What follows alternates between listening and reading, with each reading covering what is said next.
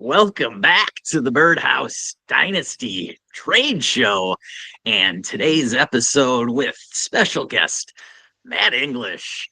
And I just want to start off by giving our shout out to Bob Uecker and his passing. I know that I would not have developed my passion for announcing and just the love of baseball and sports in general without Bob Uecker. Growing up in the Milwaukee area, playing baseball in the backyard with the radio on and Brewers baseball in summers just is something you wouldn't understand unless you lived it.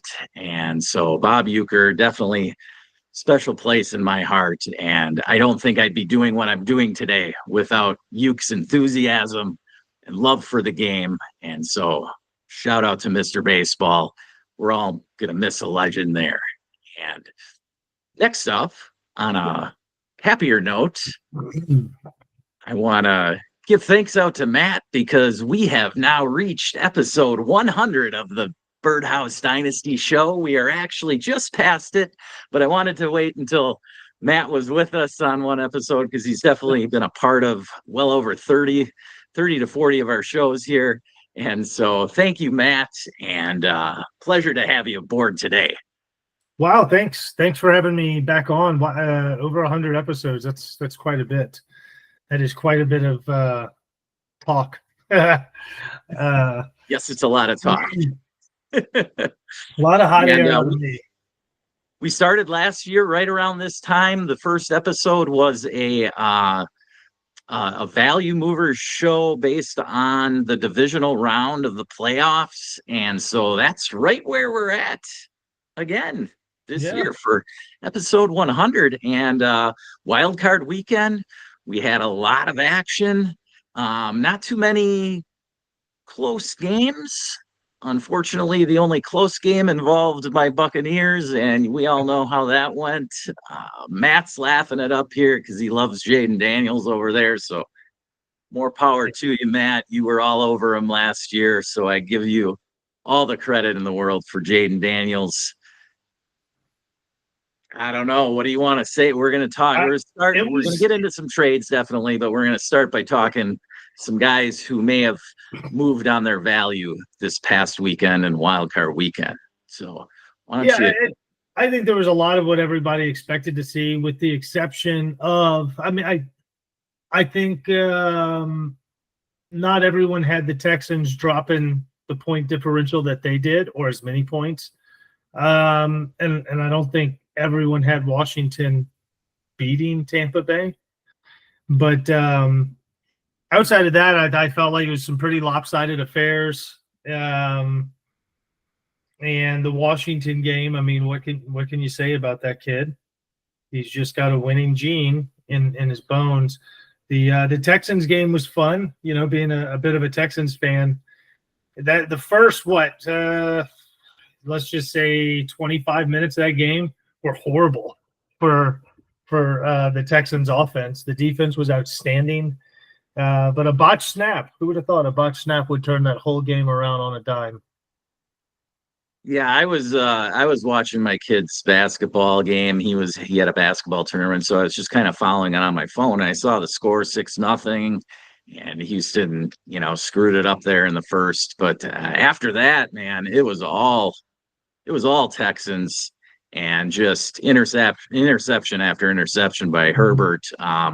So that's kind of where we want to get at. We had a few quarterbacks that definitely didn't help their value this last weekend. We'll just put it at that. But that makes them prime targets if you're willing to overlook those performances, which I am. I mean, they're just one playoff game, really. But for Sam Darnold, it was a huge game because it may have cost him millions on the open market in all reality. So now with the quarterbacks we're looking at, Darnold, Herbert, and Jordan Love specifically, those three, I think, did not help their value, at least on the open market. But Sam Darnold's the biggest one here. Where do you see Sam Darnold right now, Matt? I think the two eggs he laid in the final two appearances he had there with Minnesota, won the season finale against Detroit, and then here in the playoffs against the Rams. I mean, I did not expect that, especially with that game being played in a semi-neutral area, playing in Arizona Stadium. I felt like Minnesota would come out and just play. They've got a good defense. Darnold's got weapons galore, and they just didn't laid an egg. Yeah, it was just bad. It was really bad. So for him, I think, well, one, you're going to see McCarthy's value skyrocket. Well, I say skyrocket. It's going to go up, right? It's going to be a rising value. The cheapest you could have bought him was right before that game, and now he's going to be higher. So for Darnold, I don't know where he's going to play next year, but his value is going to take a hit. But I will say this: he played well enough and looked good enough to start somewhere next year. So I think he's going to be a starting quarterback. So I think he's still going to carry value, but now's probably a good time to pick him up when everybody's down on him. Yeah, absolutely. I mean, there's got to be at least 5-6 teams out there in the NFL that are licking their chops over having Sam Darnold as their quarterback. I mean, just at the top of the draft, you look at the first 3 teams picking in Tennessee, Cleveland, and blanking on the third right now, the Giants, New York, as well as the Raiders picking at 6. All 4 of those teams in the top 6 could easily bypass having to go through the growing pains of a rookie and just install a 27, 28-year-old veteran who's coming off of a solid season. You know, to say what you want about him choking in the last game in Detroit and then in the playoff game, but he looked a hell of a lot better than he had in his previous stops in, with the Jets and in Carolina. But now you've got Darnold, who knows a particular offense very well. So I think that for me, I think that the Browns are the first team that comes to mind just because of Stefanski being there and the familiarity with that offense. I'm not sure where he would fit in with the Giants or the Titans offenses. And same with the Raiders. They don't even know what scheme they're going to be running right now because we don't know who's going to be coaching. Even if they get a coach, who knows what they're going to be running. But, that's where I'm at with Darnold. I mean, in the teams that I own him, I'm fine just sitting on him. I mean, for now, at least until he signs somewhere and then his name is out there again in March. Yeah, I'm absolutely. If I'm owning him, I'm going to sit on him. I actually don't have any shares left at Darnold. So I sold him mid-season, but I would sit on him. But yeah, I would go out and buy him for a low price because I mean, look, there's something else, and this applies to Herbert and Love too. Fantasy championships are won in the regular season, so regardless, the only thing that the playoff is going to do is hurt their value that you can buy or sell them at, or where they're going to be starting next year. But I mean, tell me other quarterbacks that are going to be better than Herbert and Love for your fantasy roster that you don't already know about. Exactly. I mean, both of those guys, Herbert and Love, are top 12 quarterbacks for sure going into next year. Neither of them have that huge rushing upside. Herbert a little bit more, I guess, but they're not top 5 guys, but they both have the ability in them to just light it up in certain weeks and win you weeks outright. And we did a trade in one of our leagues where you were sort of rebuilding and I was competing for the title, and I got Herbert, and I was more than happy with what Herbert did for us at late in the season. And so I have no urgency to get rid of the guy. I mean, the situation could only get better this offseason. They bring in a second receiver better than Quentin Johnston, so the QJ can be more of a third type. And then look at what Herbert's got for him. What's that? Let's leave KJ at that wide receiver 2 volume. I like that. I like that a lot. He's better. He's That's better a as couple a of number shares 3. talking, but no, I mean, again, it's again with the Chargers though, and we've talked about this, is they're probably a little bit ahead of schedule, showing up in the playoffs anyway. I think if you looked at their roster to start the season, let's not count the injuries, just their starting roster for the season. I don't think we would have said they were a real playoff team. I wouldn't have. No, not with that wide receiver room. I mean, that receiver room was basically led Not with by the Josh running back Palmer, group either. and Not with that running back group either. So no. I mean, it was patchwork. It was all patchwork, really. So I think they were ahead of schedule, and I think you get some more weapons in there, whether it be through free agency, the draft, or a combination of the two.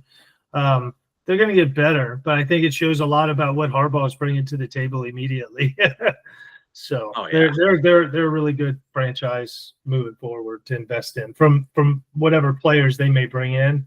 I think they're pretty safe bets because I mean look at the way Herbert produced on a fantasy line compared to what we might have thought was going to be the case from a run heavy offense, and he still put up good numbers. So did some of his receivers. So. Yeah, I mean, you look at that division and you've got Andy Reid, Jim Harbaugh, and Sean Payton. I mean, the Raiders better bring in somebody to head coach them that's got some clout, because some pizzazz. If I'm some young buck, I do not want to be going into that situation and having to go up against those 3 guys. The Raiders have to bring in a big name. So right off the bat, I mean, it means either McCarthy or Dion are the big names out there. I don't know that Dion is on the level. His prestige sure is on that level, but coaching wise, I don't know that he's quite there yet with those 3 guys. I mean, two guys have Super Bowl wins, and Harbaugh is right on the cusp. He's been on the cusp a couple of times, and he's won a college national championship. So I mean, I'll give you 2 guys that I think would be great. And they're both coming out of Detroit, right? So it's Aaron Glenn and Ben Johnson. And I think there's a lot of talk about Ben Johnson tied to Vegas. So to Chicago now. Okay. I thought it was Vegas. Well, it could be Vegas, but Chicago is one of the main spots that they're going. But it's the Bears. I mean, the Bears. I don't know. If I'm a coach going into my first situation, as first try at it, Jacksonville is the place I'd want to go, because you get, no state taxes, but then you're going up against the young Callahan in Tennessee. You're going up against what's his name, Steichen in Indy. And then a young D'Amico Ryans, who's proven well, don't get me wrong with D'Amico, but he's still, he doesn't have the clout of those other guys in the AFC West there yet. Yeah. D'Amico Ryans has done an awesome job so far. But again, I'd feel much more comfortable going up against those, that kind of competition as a head coach in the AFC South. That's all I'm really getting at.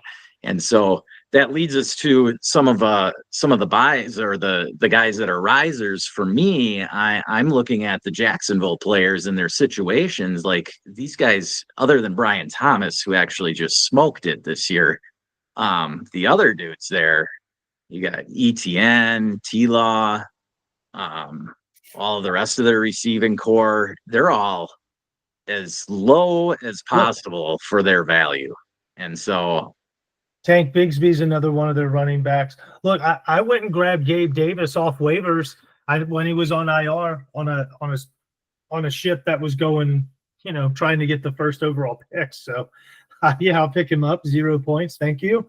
And I don't know where he's going to play next year or what's going to happen, but anything's better than IR. So we'll see.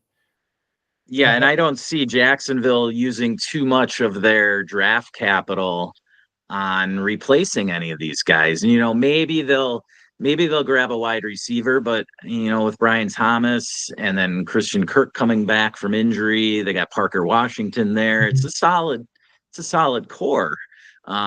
Evan Engram may be a cap casualty, but then they've got Brenton Strange there. So I mean, there's a pretty big well. draft. You can add him. Why not? They're very well set talent wise, and if they decide to add day one or day two offensive player, they're just going to be really loaded offensively. And so again, it comes down to who ends up getting the job ultimately and where they want to go. But I think defense should be their focus, draft wise, at least. You never know what'll happen in free agency. But yeah, so Jacksonville, if I'm a young coach, that's where I'd be trying to go first, I think. There's also not a ton of young talent that got drafted the year before you got there that's going to stay in place, right? Outside of the Brian Thomas Jr., right? We know that just got drafted, but that's a good one to have, right? But you're not like Chicago. You're walking into Caleb Williams, Rome Odunze. They still have Moore and Allen. They made a lot of moves last year that you didn't make, nor do you maybe. I don't know. Like I said, I wouldn't want Chicago's job. There's probably a lot of win now pressure on everything they just spent. So I wouldn't want that job. I wouldn't want it at all. Yeah, and it's a tough division to walk into. I mean, with Detroit and Minnesota having the two best records in the NFC, and then the Packers obviously being pretty solid too. It's everyone else in the division's in the playoffs. So yeah, there's that aspect as well. Yeah. All right. Well, you want to get into some trades, Matt? Yeah, let's take a look at a few. All right. So let's get into we'll start out with which one do I got up here? All right. So you'll like this one because this one goes back to what we were talking about with Sam Darnold, and then the other side of the Sam Darnold coin is what we have now with JJ McCarthy, and we've got our boy Hergot acquiring JJ McCarthy there. Hergot, big Lions fan. He's a big Michigan guy too, so he loves McCarthy. And in this one, he acquired JJ McCarthy in a fourth in 25 from Foss for 25 first. And let me see. That first is the 111. It doesn't show it on here. I don't know why. I've got the draft positions all uploaded. So the first is the 111. Yeah, it's the 111 and 308 for McCarthy and a 403. So the 308 and 403, you can kind of, at that point in the draft, it's pretty equal. So it's really McCarthy for the 111. And so I don't know what I'm these loving guys' that. rosters I like look McCarthy. Like. I don't know what their rosters look like. But I'd rather have my hands on JJ right now. Yeah, I don't know what kind of roster in my hand. Yeah. Right. You look at the quarterback class coming in this year, right? And we've got pretty much Cam Ward, Shedeur, and a couple of others that you could argue one way or the other. But I'm taking McCarthy over any of those quarterbacks. And he hasn't even played it down. Yeah. So I saw a couple of pass plays in preseason, and that was enough for me to say that I'll take him ahead of either of those guys just because of the situation alone. He's walking into Justin Jefferson, Addison, and Hawkinson, and the top two quarterbacks are going to be walking into shit shows. So, that's it really comes down to that. And I don't think they're nearly as good. They don't have the arm talent or just the overall demeanor to play the quarterback position like he already has. So plus he's a proven winner, right? He's won on the biggest stage. He's played in NFL offenses with a winning NFL coach. So yeah, I'm taking McCarthy all day. Oh yeah, and his head coach is O'Connell, and like all the weapons you mentioned. So yeah, I think we got a winner there. Running back in the first 3 rounds, and he has pass catching upside. I want him on my team. So, right. I want to put that out there as a precursor If it's top 3 round draft capital and he's got pass catching upside running and he's a running back, I'm just going to put my stamp on him and say he's going to be good. That's absolutely. got to feel. Right, With this class, I feel pretty safe saying that. So, Aaron Jones would be an interesting one to watch move around. He could be kind of like a mercenary for the last couple of years of his career. Absolutely. I don't know. Do you know what Aaron Jones' status is contract wise? Is he? I thought he was on a 1-year deal. Yeah, I'm pretty sure it's a 1-year deal. So he could be pretty much like a 1-year, $8 million deal. Same deal Green Bay offered him. It's just he was in Minnesota. So Aaron Jones could literally end up just about anywhere next year with this rookie class coming in. What these teams have to figure out their cap situation and how much money they actually want to allot to a $5 to $8 million a year running back, because I figure that's kind of the area that Aaron Jones is in. You're looking at he's still probably a little better than what you got out of Austin Eckler this year in Washington, but money wise, okay. I see your face. He was definitely better than what Austin Eckler was this year. Light years better than Austin Eckler. Look, I'll give you two scenarios where, like, if Aaron Jones leaves Minnesota, say he's not in Minnesota, okay? Minnesota still has Cam Akers, and I don't think he's that great, but Ty Chandler. He's not the end of the world. He's a decent running back. And Cam Akers looked decent at the end of the season, but they could draft someone. Think about this, though. What if Aaron Jones – because I don't think Eckler is going to last long in Washington. What if he showed up in Washington?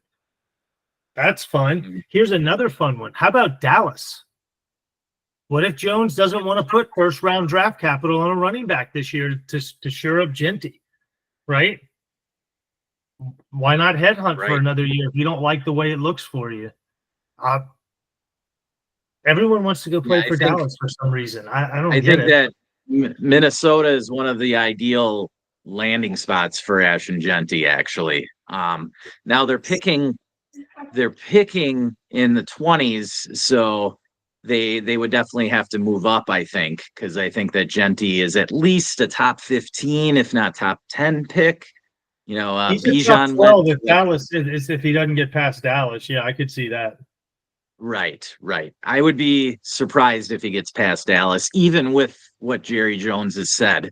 We all know Jerry loves to make a splash, and I think what Jerry was talking about when he said that was more so the picking of the running backs in rounds 2, 3, 4, and 5, not an elite running back. He picked Zeke at what, 4th overall, I believe it was. And before that, I mean, we know he had Emmett. I'm trying to think in between there. We had Felix Jones he picked in the first round when they had Felix and Marion Barber. So Marco Murray, did they draft him or was he? They drafted Murray as well out of Oklahoma. Yep. So, I think Jerry may. It depends too on who they end up hiring and how much clout that guy has and how much say that guy actually has and how much Jerry really gives him. Because in the end, Jerry's still making the pick. But we'll see. All right, let's move on to the next trade here. We've got, let's see here. I don't know. It's not letting me share. Okay. Let me bring it up again. Hold on. There we go. So this one is in my League of Champions league, and this is a 2 PPR league. So that's a little side note. Now, it really doesn't matter much with who is being acquired, but that first there for Breejek is the 103 is what he was acquiring. All right. And he gave up the 106. And then Braylon Allen, and his second, which was the 201. So in my mind, I'm thinking he paid too much. But yeah, so he gave up his sixth overall, first pick of the second, Braylon Allen, to move up 3 spots. Now, a side note here is that it is a super flex league. It's 2 PPR, but it's super flex, and he only has one starting quarterback right now. So he moved up into the 103 to assure himself of getting Cam Ward or Shedeur Sanders, I believe. I don't think for him, but I think he did that a little too early, maybe. But again, look here, I'll tell you this: I wouldn't want Shedeur Sanders, so I would be trading into the top 2 spots, and even that, I'm not super sure about that. Like, you almost have to get the 101 to ensure that you can get yourself Cam Ward, or if you think that what's going to go first, or the 102 if you think Gentry's going first based on whoever's holds the first, whatever the roster looks like. I don't know, but I don't think that's a surefire bet to get him in the top 3 there, being the third, right? So yeah, I think I would have just shopped the 106 for a veteran quarterback, really, because if you look around the league, you find somebody who's got 3 or 4 starting quarterbacks. I'm pretty sure you could have gotten a decent veteran quarterback for the 106. Yeah, I don't know if I would have done this deal. That's a lot to give up. I still like Allen too. I think there could be a lot of changes coming in New York, if not this year, next. So I think he's a good asset to own. And like I said, you just moved up 3 spots. If you're moving up to the 101 for that to guarantee yourself something, and you're just sold on Cam Ward, then okay, sure. But yeah, you're still not guaranteed to get the best quarterback in the draft at 103. Yeah, if this was last year, where if you remember last year's draft, we kind of had a top 4 and then a cutoff, right, Yeah. Matt? Yeah. We had the 2 quarterbacks and the 2 wide receivers. Right. But yeah, this was just too much in my mind for this year's class to make a deal like that for this year's quarterbacks. So that's where I think Brejack got a little too trigger happy. And again, I mean, it's a league where it's 2 PPR, so I know you like Braylon Allen, but he's probably less valuable in a league like this. Sure, no, I get that. But still, the 106 and 201 are both good picks. You know, those are 2. The 201s might as well be backs. a late first. I mean, the way you evaluate it. So, right. I love the 201. Yeah, the 201 is going to be a nice pick. Yeah, I agree. All right, so we'll move over to my Cannonball League, and this is a 12-team start 10 league, super flex. And in this one, I was able to acquire Roma Dunze from Foss for the 202, which is an early second, so it should be a nice pick. But the 202 and the 312. So here's where I'm shooting my shot on. I won this league last year, and I have a lot of old guys at receiver. I've got Mike Evans, Keenan Allen. Can't think of the whole team right now, but I definitely needed some youth in the wide receiver room. Okay. And so Roma Dunze was somebody I definitely targeted, looking at just across the landscape of all my leagues. And so this is one of the leagues where I thought I could shoot my shot on Rome. And so I like here what I was able to get. What do you think there, Matt? Yeah. So last year, like post draft, if you could have gotten Roma Dunze for a 25 third and second, would you have done it? Absolutely. Absolutely, you would have. So the fact that you're going to get him a year later after you've gotten a little teaser to see what he looks like, what it could be. I mean, one of those other receivers gets shipped out, Roma Dunze's target share is going to increase 10% easily. So I like the move. I don't know how those picks are actually shaken out in keep trade cut based on league setup, but I'd much rather have a Dunze in this situation, me personally. Again, maybe that dude's got a ton of young receivers and he's good and he just needs a few more picks deeper into the round for depth. I don't know. I have no idea what the is. I like he's the pretty. He was near the bottom. I think he was in the bottom third of the league, and he just needed some draft picks, some draft capital, really. And so that's where I had like 3 seconds. So my initial offer was the 206 and the 306. I think I have a lot of seconds and thirds. Mm-hmm. So I was more than willing to give up the 202 instead of the 206 here. Yeah. So because I knew that with this year's wide receiver class, I was not going to get anywhere near the kind of talent level that a Dunze has. So that's where.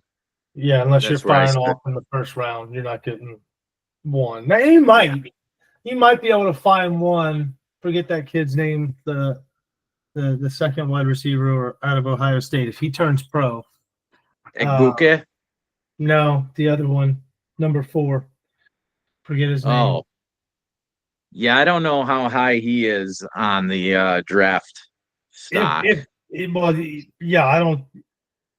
If he comes out, he might be one of those steals later. Okay. Yeah. But yeah, I don't think he's going to be. He might be there in the 3rd round. We'll see. Now we're going to move on to my 16-team super flex here, and we got a juicy one here. So 16 teams. Okay.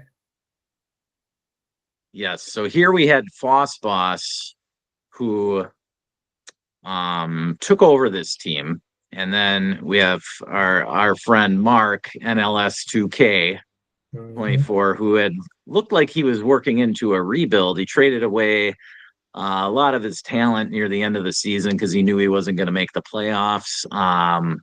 He got a 1st and 2nd from me for McCaffrey, which obviously worked out well for him, which is actually one of these picks. So the 225 picks are the 108 and the 116. Again, this is a 16-team super flex. So the 108 and 116, as well as a 26 first for Justin Jefferson. Now, we were talking about this one a little off air before.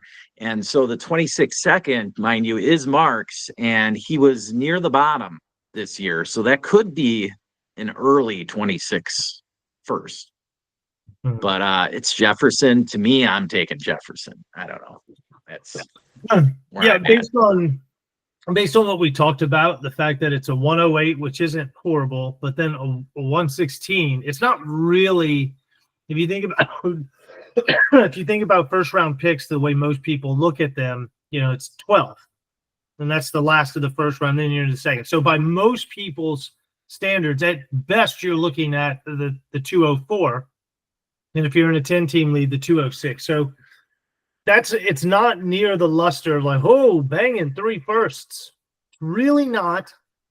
And you don't know where that 26 is going to fall. So they could end up being like the 114, which puts you in most second rounds again, too. So I love this deal for Mark. Very savvy move. Very savvy move. I like Jefferson in this deal all day. Now, just to play devil's advocate for Boss here, this is a 16-team start 10 league. Okay, so starting 10, that means there's 160 starters in the league. So if you equate that to a 12-team league, that'd be what?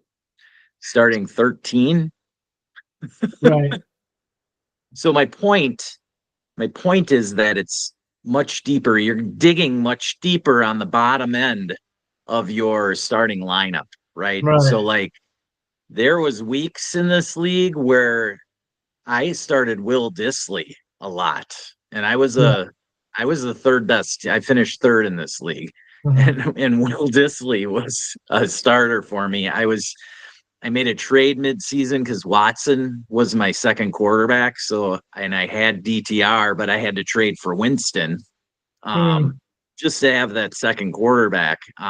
This is I love the format in this league. It's really difficult because you do have to be deep. And my team's getting old in this league. It's a lineup league, correct? Yeah, it's lineup. It's not best ball. So you're really digging deep there. Yeah. Like the bottom end of your roster, and the free agents pool is really, really weak. So yeah, it's a fun format. It's a fun format. So it's not so bad. I mean, you get those three first, those are probably all starters, is what I'm getting at. So when you look at it from that perspective, it's not as bad as it looks, especially if you're looking at this deal from a shallower format, like a 10-team league start 9, or even a 12-team league start 10. Like there's a lot more starters in this league. And so this does help the bottom end of his roster, definitely, for sure. And then we'll see, he's taking a lottery ticket with Mark's first rounder next year. Yeah. So, I mean, there's some upside there. And plus he can still trade all these picks too, right? He's got 3 assets to trade away. Mark's got 1. So I can see that point as well. You know how I am. I like having lots of fun assets to trade, whether it be a player or a pick. So with Boss and the way he likes to wheel and deal, I'm sure I wouldn't be shocked if he doesn't make a pick with any of these picks that he just acquired. Well, see, the other thing too is I got to weigh into the fact of what went into acquiring all those first rounders for Mark, right? Because they're not all his picks. So every trade did he make to get all of those that led him to getting Jefferson, with busting all 3 of them too? So that needs to be weighed out as well. I like to do that throughout my year. Look at every deal I've made that led me to the next, to the next, to the next, to the next, and then basically bring it all the way back and see what I got rid of, what I gained, and what I net or do not net from a value standpoint throughout the year. I like to do that. It's fun. It keeps me on my toes to make sure I don't make too many bad deals. And what's great is I'm making the deals at the beginning, during, and at the end of the season, but I'm not evaluating it till we have new values put in, basically, like once our NFL season is completely over. Yes, right? And I think that'd be a great topic for an upcoming show in the next week or two, is to look back on some of the deals that we made in the past season, and see maybe where we made some mistakes so that we can be accountable for where we've been at, because this is Dynasty is ever evolving, and if you don't stay with the changes and you don't hold yourself accountable and especially learn from your mistakes, you could start getting down the wrong path pretty quick. It doesn't take long. You make one huge error with some draft picks and it can really ruin a franchise for a while. So I mean, look, I'd tell you one bad deal I made right off the top of my head this year. Yeah, I traded a 26 first, a decent one, I'm going to imagine, for Will Levis and Dontavian Wicks. Was that before the season? It was early season. Okay. Early season, yeah. Best ball? Nope, lineup league. But I was taking Wicks. I really like Wicks. Maybe not in Green Bay on his rookie deal, but I like Wicks. I think he's going to do. But I ended up trading him away. But I still got Levis. I'd much rather have Wicks. But yeah, I still have Levis. Yeah, and Will Levis is a whole nother. Will Levis is a whole nother story. You could do a whole show on Will Levis and what ended up with him this year, because he was one of my guys. I know that I definitely whiffed on. Have the first round capital behind him. So you know what I'm saying. So, oh well. Well, we'll see where the Titans go this year. You never know. I mean, they could trade the pick and trade down and get 2 or 3 big assets and have Will Levis still be the guy. They Who could trade knows? back to 3 with New York. New York could Absolutely. do something squirrely. Absolutely. I mean, Yeah. they're obviously going to be talking to whatever quarterback they're looking at number 1. And if they don't like what they see, I would not be shocked at all if they trade out of it or look elsewhere, at like Travis Hunter or Abdul Carter at number 1, even. Because If I'm him, I trade out with someone who's in the top 6, top 7. I still think Tatoria McMillan is like lights out, dude. I love that guy. I think he is going to be big, and I think Tennessee could trade out and trade back. Get a lot more capital and still pick up a top end receiver.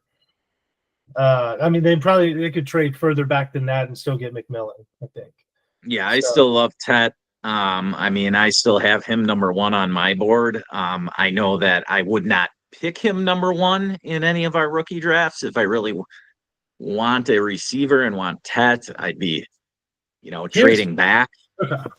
Here's a situation, though, to make you think about it, right? So I've seen some mocks where Tat ends up in Washington. Yeah.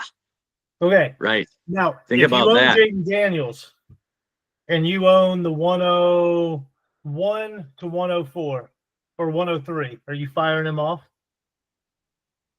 Well, it depends on how you feel about the other running backs then, because ideally you're looking at Caleb Johnson and Omarion Hampton as the running backs 2 and 3 right now. And if you feel that they're a lot closer to Genty than some others, like right now, and all the hype on Genty, right? He's the 101. Everybody's got that set in their minds right now. But how close are the running backs 2 and 3 to Genty? You go back to the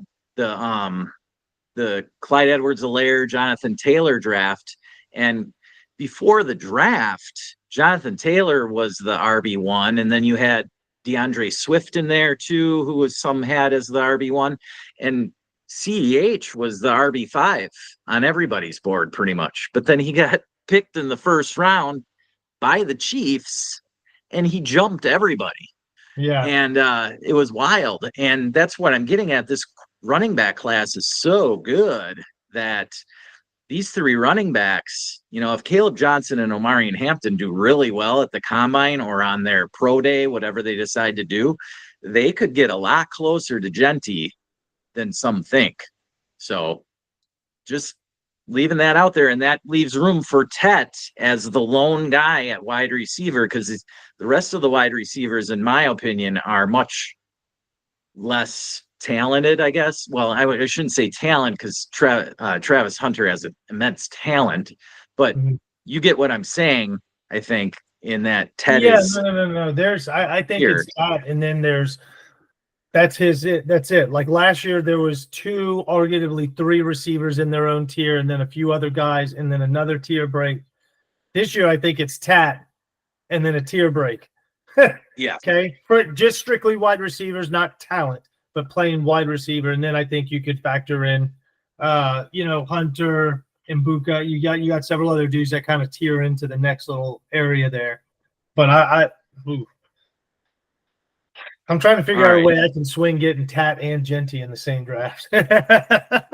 So speaking of the top 4 picks, this leads us nicely into this deal where the Taylor gang here is acquiring Jameson Williams, the 104 and a 4th, and giving George Pickens, Kyron Williams to Foss.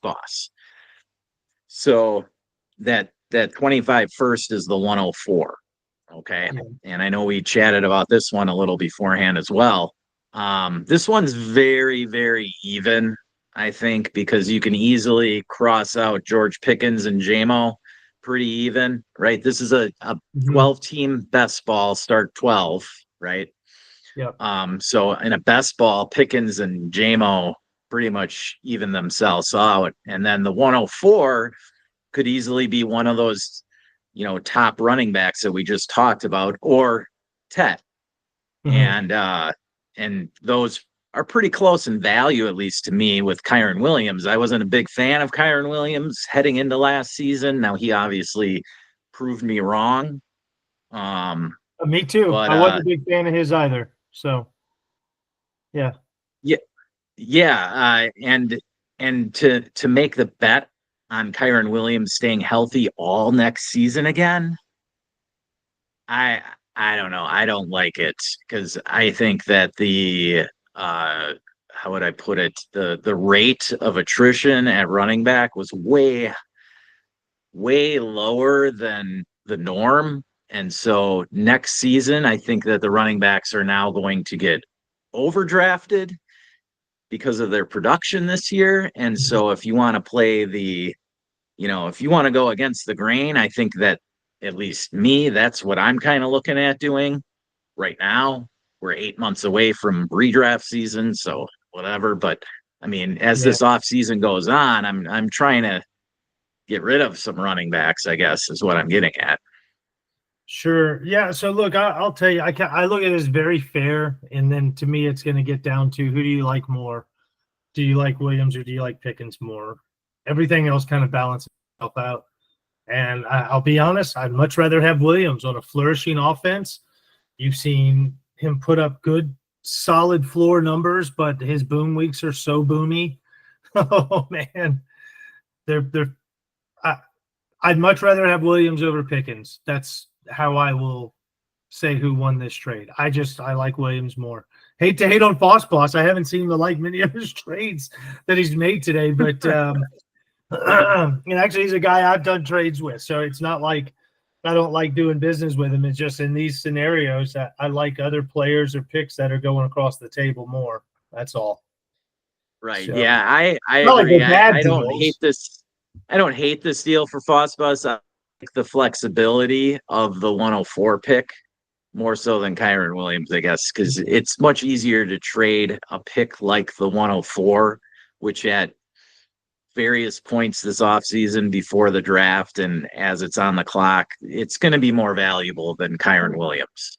We'll just put it that way. He did the deal with Mark, right, for Jefferson? Yes, he is. He's the one that did that deal where he got the pick. Or I might actually side with him on that deal. The more I think about it, especially with the way I like to play too, which is as the closer and closer we get to draft season, the more fun it's going to be to wheel and deal those picks. So, right. So you give yourself more entertainment, and I mean, maybe you end up landing something way better from it to begin with. So, who knows where it leads you? Just follow the will of the force and don't ask questions, right? You got to go with your gut, right? Hey, do we all know Justin Jefferson? I mean, he was picked at whatever, the 109, 110 that year. Brian Thomas last year was picked anywhere between, the 108 to 110 this past year. And now he's a top 10 dynasty wide receiver. So, there's nothing wrong with acquiring those picks, especially this time of year. This is the time to try and get them because they're really, it's been said all around that their value is going to increase for sure from here up until draft season. But that kind of depends on your league too. I mean, once the combine happens and these draft picks start to form tiers, then they create different value. Cause like last year we had sort of a tier break at the 109, I believe it was.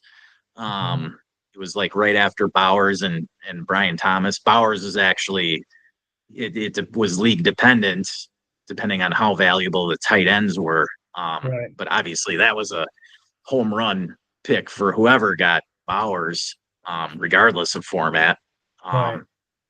But so that's all I'm saying about the draft picks is you can't just be like, oh yeah, they're all going to increase in value. Well, you might hang on to that pick and then it's on the clock and it's right where the tier break is.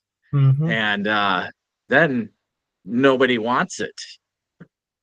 Yep. You're stuck making the pick and you're picking at the top of the tier. and you can't trade down because nobody wants to trade down. If you're in a savvy league, nobody will want it. And so then you're stuck making the pick, which is okay sometimes. I was in that situation last year and I ended up stuck picking Brock Bowers. Yeah, actually, I got stuck in the 3 spot. Right, last year what was it? Marv went 1 in TBLBR, and then I took Neighbors 2, and then I was sitting there, and no one wanted to move on 3. They're like, "Oh, I'm fine with whatever I get at the 5. I'm fine with whatever I get at the 6." And I'm like, "You got to be kidding me here! You serious? There's like noticeable talent drop getting ready to come at you, and I don't want to be a part of this." And then so finally I ended up doing a deal, moving off of one of my other Tua. I moved off of Tua and somebody else, and brought in McLaurin, knowing what I was about to do. Brought in McLaurin and Stevenson, and then pulled the trigger on Daniels. But again, I didn't actually want to make the 3rd pick. I wanted to actually draft Harrison and Neighbors. I was hoping. Yeah, but you ended up with Daniels, right? Huh? You ended up with Daniels, right?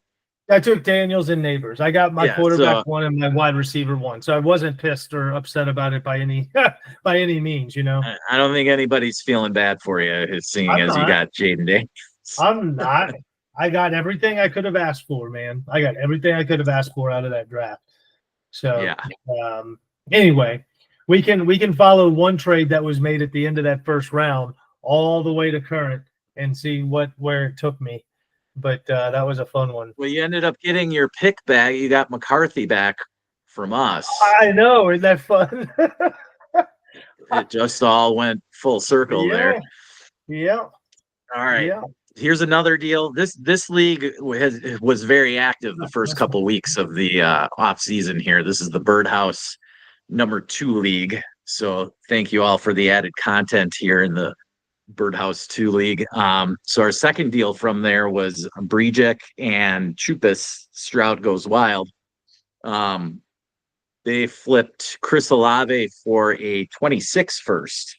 And so this is a real interest because it really comes down to your opinion on Chris Olave and his quarterback situation and just the situation as a whole there in New Orleans. You got Shaheed, who got injured this year. He'll probably be back in time for the beginning of the year, I would think. But is it going to be Derek Carr? Is it going to be Rattler? Is it going to be somebody else? Who knows?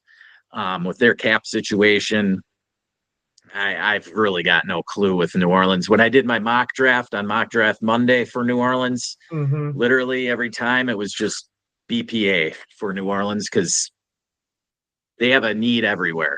Yeah. So I'll tell you this. When Kubiak came in, it looked like the offense was then going to be designed to run to or through Shaheed.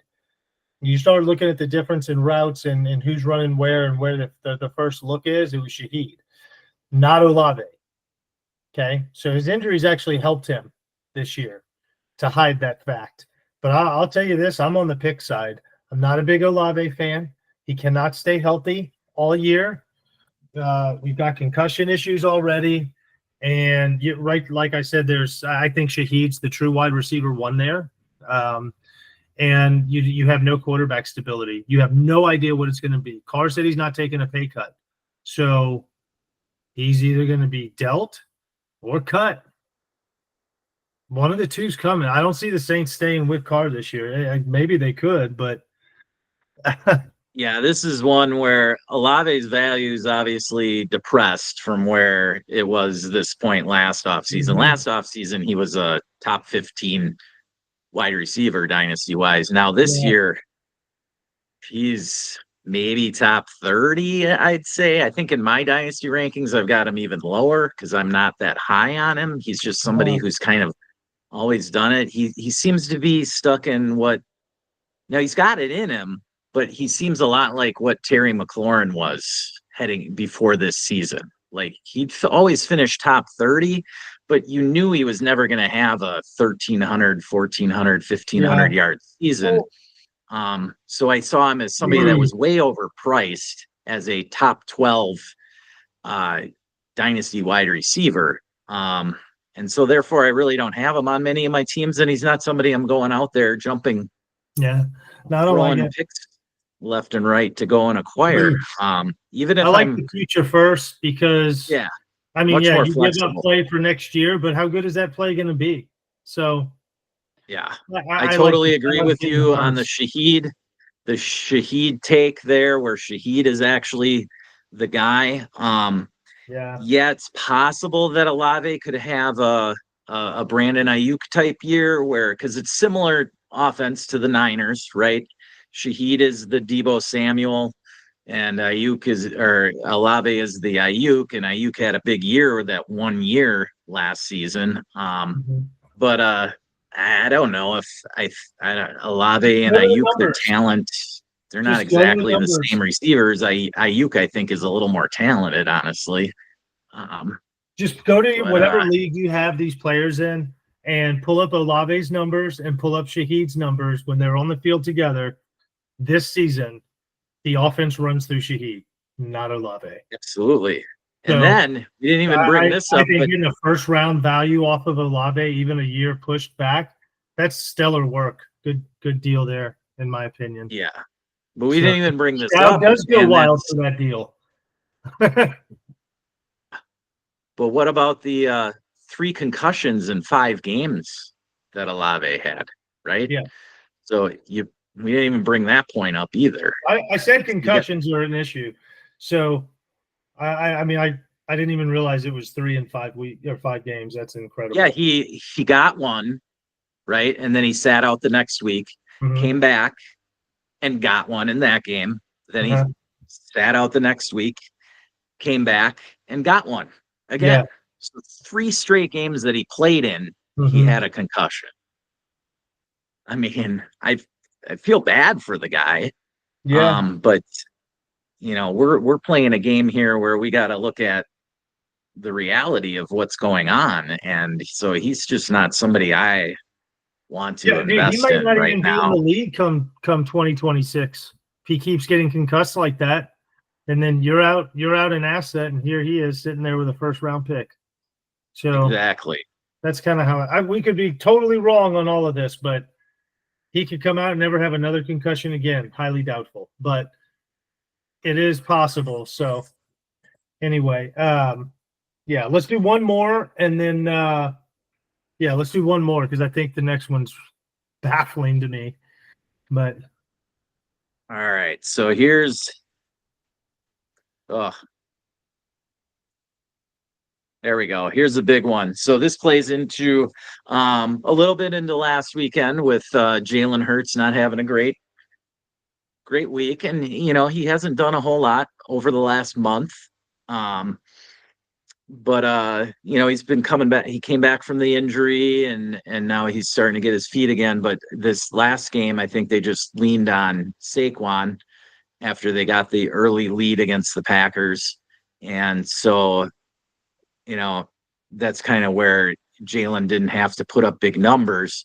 But if I've got, to me, Jalen Hurts, who's still at least a top 10, if not top 5 dynasty asset in Superflex 2 quarterback leagues, I'm going to let the league know so I can try and maybe start a bidding war on a guy like Jalen Hurts. And then Anthony Richardson, the opinions are all over the place on him. So, and the pick here, the 25 first, is just the 110. So, I like the flexibility of that pick, but at the same time, I guess I'm not too high on Richardson. I don't know. I mean, there's a world where Richardson becomes close to what Jalen Hurts is, but again, I haven't seen it through the air, and Jalen Hurts isn't the greatest passer in the world, but he's a leap year ahead of what Anthony Richardson is at, passing wise or accuracy wise, at least.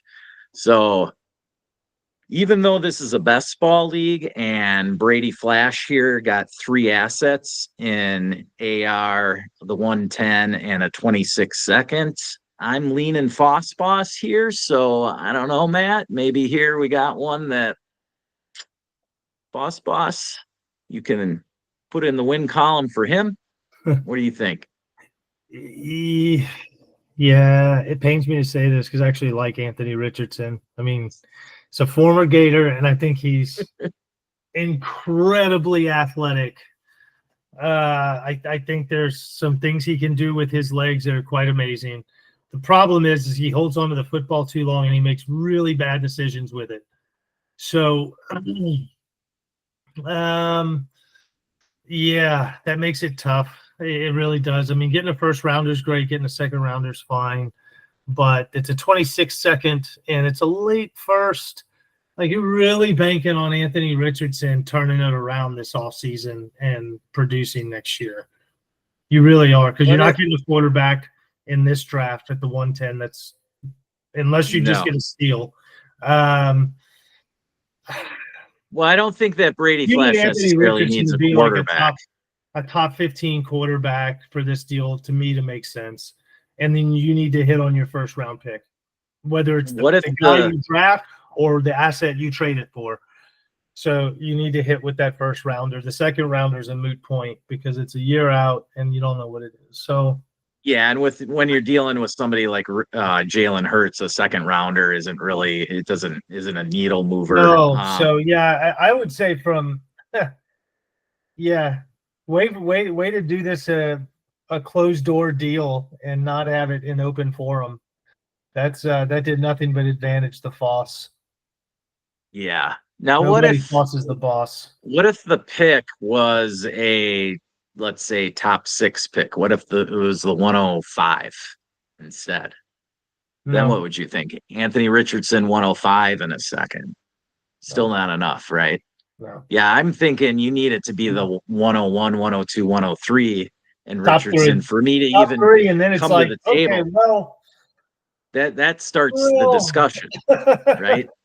Well, then in essence, you're bringing in Cam Ward, who could just be another Anthony Richardson, a Shedeur Sanders, who's not even close to as good, from an arm strength, and I don't think he's worth. I don't think he's that great. But then you get Genty's possible. I mean, I don't know. Yeah, you definitely have to be a top 3 first rounder because, again, you don't have to fire the pick. You just got to get someone who wants to. So, you know. Yeah. I need, if I'm giving up Jalen Hurts to start the convo, and then maybe a first rounder next year, because I'm just not convinced Anthony Richardson's going to hit. I'm really just removing a very high risk asset from your roster. So I'm doing you a favor. So I need an extra first. So absolutely. If I'm giving up somebody like Hurts, I need a top 3 pick, and then a guy like Anthony Richardson's fine because it's a dart throw that's got huge upside, no doubt. But yeah, and then the second whatever, if that was a first instead, so if I'm getting AR and 2 firsts, with one of them being an elite first, yeah, then we're talking something that I'm actually interested in. Yeah. Right. So that's just a situation where Brady Flash was just too trigger happy there. The last deal in this league was Justin Fields for a 27 second. I think that's got both. You can argue both ways there. Justin Fields is a great target for this offseason. As somebody who could land in a number of situations and have a good shot in camp. And we all know the production that he puts up fantasy wise. He may not be a great real life quarterback, but you can argue that the Steelers should have thrown Fields in there earlier in their game against the Ravens in the playoffs. So yeah, I think that Fields is a great guy to go after right now, as long as it's not too expensive. Yeah, I'd much rather have him over Trey Lance because I feel like Justin Fields might get a shot next year or the following. So like a legitimate shot. Like, what if he ends up in New Orleans next year? You telling me he Yeah. won't win out that job from anyone that's on that roster currently? Come on, man. Right. He gives you so much more opportunity to win than any other quarterback on the roster. So he could go anywhere and instantly be a starter. And I'll give you a situation. There are several places he could go and instantly be the starter. That's my point. Yeah. Let's say you said Trey Lance, right? Let's say that the Jets bring Justin Fields and Trey Lance into camp for a camp battle. I want right? Justin I Fields. would lean Fields to be the winner. Too. I would too. I've just seen more of it in the last 2 years. So right. Now I think Lance has a better opportunity throwing wise, and maybe that will show up. But who knows? He's going to get a shot somewhere in camp, I think. But we'll see. All right. Well, that does it for our trades here today. So we want to thank you all for coming in and joining us. And Matt, you got any final thoughts for this weekend divisional matchups? How do you think your Texans stack up? Do they have a chance? Absolutely they do. They have a chance because the Chiefs offense is terrible. It's terrible. But the Chiefs offense has like the greatest player ever. So he wears a white hat and a black and white striped shirt. And he can change the direction of a game with a simple flip of his wrist. So that's what gets me is it's in Kansas City and it's free Taylor Swift every game that they're in it. So it's hard for me to say that. I think on fair grounds, Texans could absolutely swing an upset here and shock it. As well as they turned it around and played against a decent Chargers defense. Now, given it was at home, I get all that. But the Texans defense is playing very well, and the Texans offense showed it is absolutely capable of shutting down a game. So if they go out and play, man, they could swing an upset. They could. I don't think it will happen, but they could.